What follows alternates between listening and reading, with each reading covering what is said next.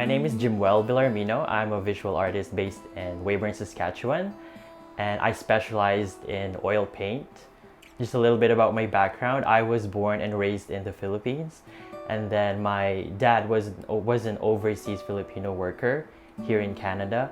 And when I was 14 years old, he decided to take me, my sister, and my mother here in Canada and live with him. And as you may see in my body of work, it's my Filipino heritage is very apparent because I draw inspirations from my culture, my childhood, my upbringing, and also my imagination. Whenever I paint, I always have to start with I would always have to brainstorm first on my sketchbook, and then I would list all the experiences I've had that impacted me in tiny ways or something, a revelation of some sort. And then I would pick the ones that I would gain access in terms of objects, people as a model. And then once I have all those things sorted out, I would ask that person if I could book him or her for a photo shoot. And then I would just invite them to our house, and then I have my photo shoot, my photo booth ready to go, all the lighting and stuff. And then I would take lots of pictures. I would arrange a scene that in different scenes that satisfies me and also the concept I envisioned. And after that stage, I would go to my computer, which is the digital painting part. I would experiment a little bit with the image, like change the exposure, change this color, brighten up the image or darken it up, like play with the mood. And after that, I would email it to my cell phone, and I would use my cell phone as, as a reference.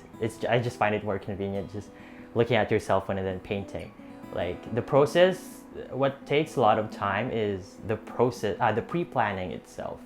It's, I would say, if I were to paint, if the painting takes a month to do, the pre-planning would be like 2 months, because it's just vital in my procedure. So yeah, so going into the painting stage, the way I would do it is, if it's a small scale, I would just paint and draw the way a normal artist would do, like copy and then paint and that. But if it's a large scale, like the one behind me, this is actually my second time using a grid line. I just feel like I have to be more accurate and precise, especially when I'm painting a figure or a portrait in a large scale. But if it's like a medium scale or a small scale, I just eyeball it.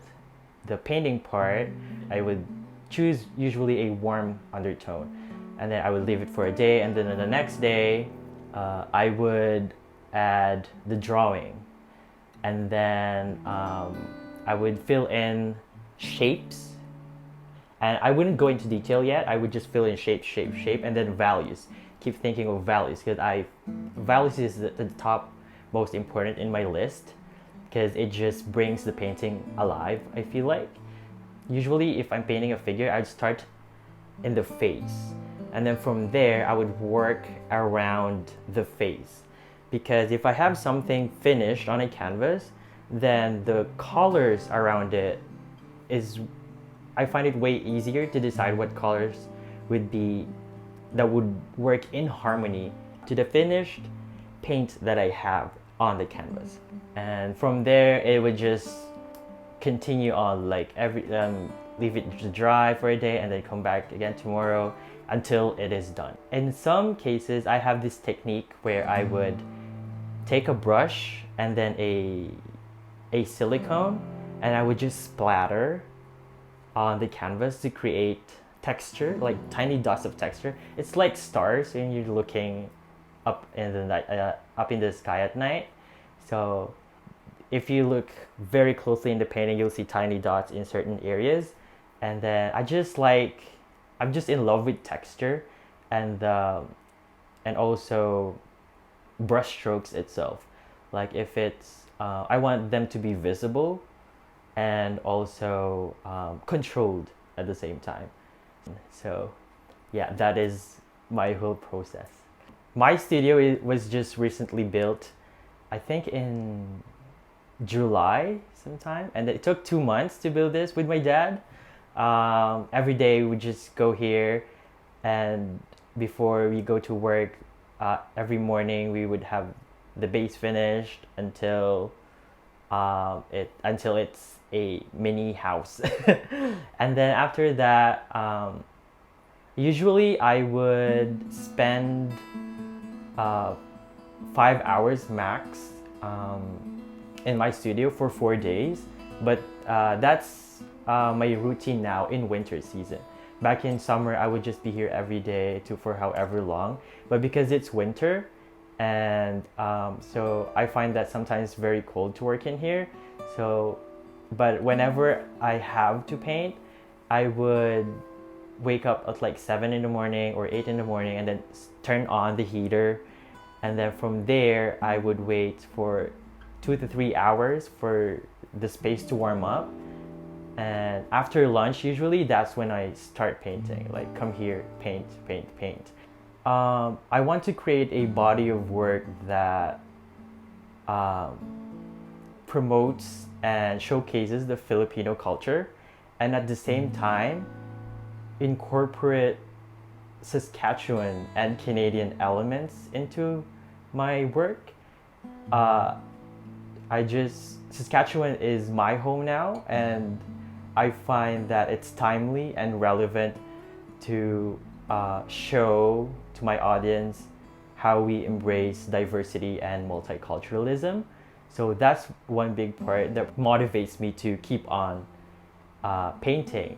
So I want to retain a connection to my roots because it has made me who I am right now, and I also want my audience to feel the same way, kind of convey a message that to maintain their original culture, but at the same time adapting to a new one, because I want them to take ownership of their heritage and their roots, because it's their identity and their pride. That's the voice I want to share to the industry. For me, I started loving art when I was just a child. Like, I love lines, colors, and shapes, and whenever there's an art related activity in school, I would just be excited and have goosebumps all over me. And with the painting part itself, I started when I entered university. Oh, actually in university, I started with engineering, because at that time I love math, and so I thought, okay, so since there's math involved in engineering, I would just take that. Plus it's in demand and the pay rate is high, so I'll take that degree. So that's what I told myself. But then after the first semester, I saw the visual arts department, and I would just always go there and check what these students do, and I fell in love with it. And then I talked to my parents on how I want to transfer to the visual arts faculty, and they weren't against it, but they told me that if I can't support myself in the future, then go for it. And so I told them that I will, and I'm decided. I have the resolve to do it. So I went for it. I transferred to the visual arts department, and then after that, that's when I learned about oil. I wasn't aware of oil or like oil painting in itself. I just thought that if you paint, you just use watercolor or acrylic and that's it. I didn't know that there's oil medium, and then there's so many solvents involved in the process of doing oil painting, and that it takes a lot of time to dry. So I was like, oh, this is very interesting. And then when I tried it, I loved it because the colors are just so rich, saturated, and they're just they're just like foods. Like you want to eat it. It's just very mesmerizing to look at. So I told myself that, okay, I'll continue doing oil paint because I feel like this is for me. So from then onwards, I learned and learned more about art until I earned my degree just last year in 2019. And after that, I had my internship at the Art Gallery of Swift Current, wherein I learned about the curatorial part and then teaching children, adults, people with special needs, seniors about art and how how to ignite passion through art, using art. So yeah, that was a very great experience. And now, after my internship, I applied for a grant, and the project that I'm working on right now is generously supported by SK Arts for an upcoming solo exhibition in 2023. So I'm working towards that goal. So yeah, it's been an exciting run so far. I love Baroque art and Renaissance. Like in my work, you can see the influence of the dark background and the chiaroscuro. That's what I love. That's why I'm obsessed with Baroque art, and Rembrandt and Sargent as well. Those early masters. And in terms of my future goals, my goal is to have an exhibition worldwide. That's my dream, to have a show in the Philippines, across Canada, and across the world, and also in the Europe part, because I just feel like Europe is like Italy, is the cornerstone of the art world, wherein you'll see lots of inspiration and what the masters had done. It's my dream to go there and visit the museums and take inspirations from them and how they do stuff, you know.